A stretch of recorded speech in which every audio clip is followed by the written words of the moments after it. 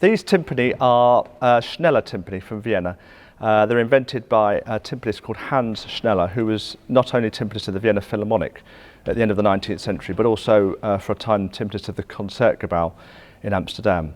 They're new to me, and they're extremely different type of timpani. It's a bit like driving on the left. It's sort of doing the same thing, but in a different way. For a start, they don't have pedals.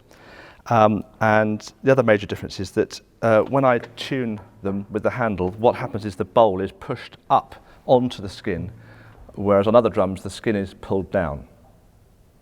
These timpani were developed at the end of the 19th century, and actually they're identical to timpani used today by the Vienna Philharmonic. Once you've got a bowl that's big enough to make a sufficient sound for a large orchestra, and once you can tune quickly, you don't really need to develop timpani beyond that. And until you get to things like glissandos in pieces like Bartók Violin Concerto or very contemporary music, you don't actually need a pedal at all. And there's a lovely tune at the end of Mahler's Second Symphony where the timpani actually, between the two players, play the whole of a scale. And I'll show you here how I could actually do it on my own using the tuning handle.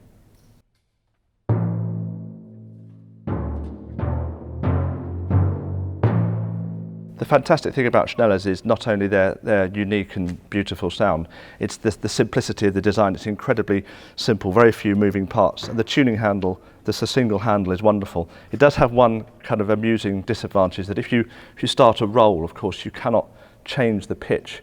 And what you won't see with pedal timpani is actually the timpani player changing the note with his foot invisibly while doing a roll. That's impossible on these drums.